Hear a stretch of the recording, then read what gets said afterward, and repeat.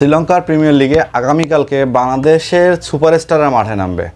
আমাদের চারজন যে সুপারস্টার বাংলাদেশে খেলতেছে, হ্যাঁ আমার বাংলাদেশে যারা খেলতেছে তাদেরকে আমি সুপারস্টারই বলতেছি এই কারণেই, আমাদের যদি এই মুহূর্তে সেরা তিনটা বোলার দেখেন টি-20-তে, সে ওডিআই বা টি-20 হোক, সেরা তিনটা বোলার শরীফুল ইসলাম, আমাদের তাসকিন আহমেদ, ইভেন আমাদের মোস্তাফিজুর রহমান, আমাদের সেরা তিনটা বোলারই কিন্তু এইবার এমন একটা বিধ্বংসী পারফরমেন্স করছে যেখানে বাইরের লিগগুলোকে বাংলাদেশের যে প্লেয়াররা আছে তাদেরকে নিতে সাহসই পায় না, তারা দলই পায় না, একমাত্র মুস্তাফিজুর রহমান, সাকিব আল হাসান ছাড়া দলই পায় না। সেইখানে এবার আমাদের চারজন প্লেয়ার শ্রীলঙ্কা প্রিমিয়ার লিগে দল পাইছে।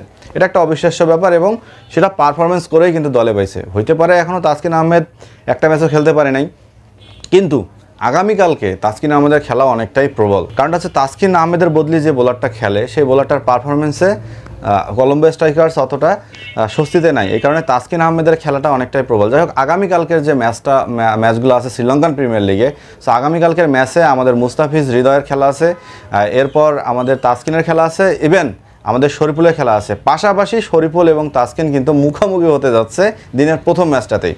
হ্যাঁ, রাতে আছে মুস্তাফিজের খেলা আর হৃদয়ের খেলা।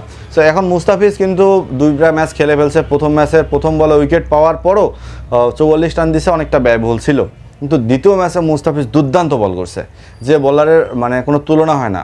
আর মুস্তাফিজের সাপোর্টিংয়ে যদি তুষারা এমন বলটা করতে পারতো তাহলে আমার মনে হয় ডাম্বুলা ঠিকই ম্যাচটা জিতে নিত, কিন্তু দুর্ভাগ্য, সেই সাথে ব্যাড লাগে বলা যায়, কারণ মিডল ওভারে গিয়ে তারা একটা বোলারের অভাব খুব ভালোভাবেই বুঝতে পারছে। যদি একটা ভালো বোলার থাকতো, আকিলা ধনঞ্জয়ের যদি ওই লেভেলে ফর্মটা থাকতো, তাহলে ডাম্বুলা কিন্তু ম্যাচটা দিয়ে যেত। সেক্ষেত্রে এখানে হৃদয় যদি আসে, হৃদয় একটা ম্যাচেই ব্যাটিং করার সুযোগ পাইছে, 2 ম্যাচ খেললেও, কারণ প্রথম ম্যাচে দেখা যাচ্ছে একটা রান করে আউট হয়ে গেছে। শরীফুল প্রথম দিকে দল না পেলেও পরের দিকে দল পাইছে। সো কালকে শরীফুলের খেলা আছে, মনে হয় শরীফুলকে দলে নেওয়া হবে, কারণ শরীফুলকে পেয়ে শরীফুলের যে ক্যান্ডি টিম আছে সেই টিমের প্লেয়ার থেকে শুরু করে সেই টিমের যারা টিম ম্যানেজমেন্ট আছে সবাই অনেক খুশি, অনেক শরীফুলকে প্রশংসায় ভাসাচ্ছে।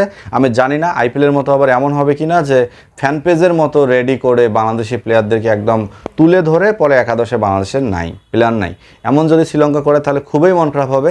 কারণ আগামীকালকে লঙ্কান প্রিমিয়ার লিগে আমার মতো বাঙালি ক্রিকেট প্রেমী যারা আছে, কারণ আমরা সবসময় বাংলাদেশের প্রত্যেকটা প্লেয়ার যেখানেই খেলুক আমরা চাই ভালো খেলুক, আমরা সব ওদের খেলা দেখার জন্য ব্যাকুল হয়ে পড়ি এবং আমাদের দৃষ্টি থাকে তাদের উপরে।